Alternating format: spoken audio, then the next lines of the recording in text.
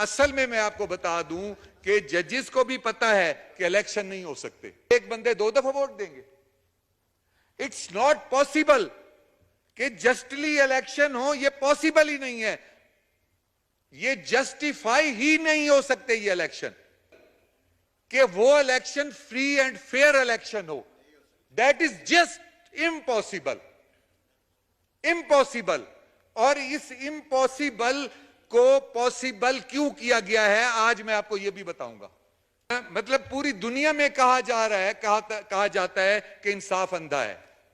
पूरी दुनिया में यह कहते हैं इंसाफ अंधा है। यहां तो हमें लग रहा है कि हमारे जज साहबान जो हैं वो कुछ नहीं देख रहे। मैं वो लफ्ज इस्तेमाल नहीं करना चाहता कि गुस्ताखी ना हो जाए। इंसाफ तो अंधा है, पर जज साहबान को कुछ नजर क्यों नहीं आ रहा।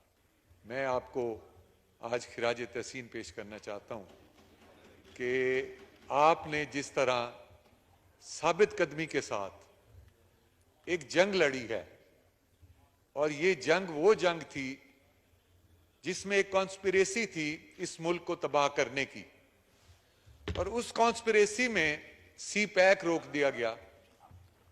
उस कॉन्स्पिरेसी में ना सिर्फ सी पैक रोका गया, बल्कि एक इलेक्शन हुआ लंदन में, और वहां उस वक्त के वजीर आजम ने एक यहूदी की सपोर्ट की।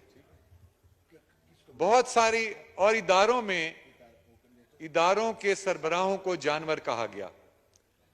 एक ऐसी साजिश थी जिसमें इस मुल्क की मुईशत को तबाह करने के लिए ऐसे लगता था कि उन्हें टास्क दिया गया। मैं आपको इसलिए इस पे खराज तहसीन पेश करना चाहता हूं कि अगर उस वक्त आप स्टैंड ना लेते, मुखालफत में खड़े ना होते, तो जो प्लानिंग उन्होंने कर रखी थी, अगले 10 साल उनका जाने का इरादा नहीं था। और जस्ट 10 साल में हमारा मुल्क की मुईशत भी डिफॉल्ट करती, और मुझे तो इस साजिश में यह भी लग रहा है कि शायद हमारे बहुत अहम असासे भी हमारे हाथों से चले जाते। तो मैं सलाम पेश करता हूं आप जैसे स्टैंड लेने वालों पे, और जिनकी वजह से शायद ये हुकूमत भी ये अदम एतमाद कामयाब हुई और ये हुकूमत मारज़े वजूद में आई। ये और बात है कि आज दिल से उसको तस्लीम करें या ना करें, लेकिन इस इनकलाब के बानी जो लोग हैं उनकी कदर भी ज़रूरी है। इसलिए मैं शुरू में अपनी बात करने से पहले आपको खिराज तहसीन पेश करना चाहता था। अब मैं अदालत के फैसले पर कुछ बात करना चाहता हूं। बीइंग अ लॉयर, मैं कोशिश करूंगा कि कॉन्स्टिट्यूशन ऑफ पाकिस्तान की मदद से साबित करूं कि कॉन्स्टिट्यूशन ऑफ पाकिस्तान में है कि 90 दिन में इलेक्शन होना चाहिए, 90 दिन में। और मैं इस बात को तस्लीम करता हूं बीइंग अ लॉयर कि यह बिल्कुल ठीक है।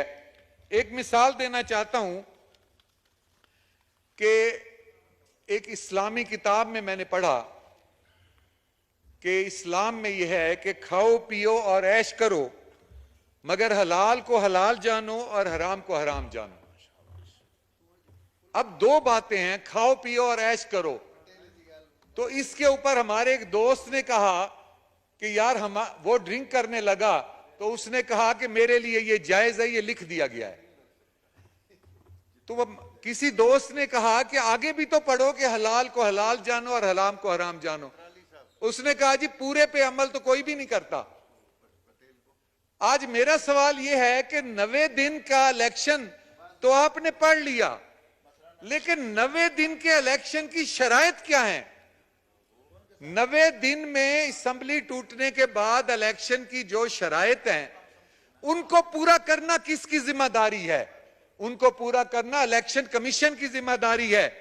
मैं मैडम आपकी इजाजत से थोड़ा सा इसको पढ़ना चाहता हूं कि कॉन्स्टिट्यूशन ऑफ पाकिस्तान में ये आर्टिकल 218 क्लॉज 3 पेज 121 पे है।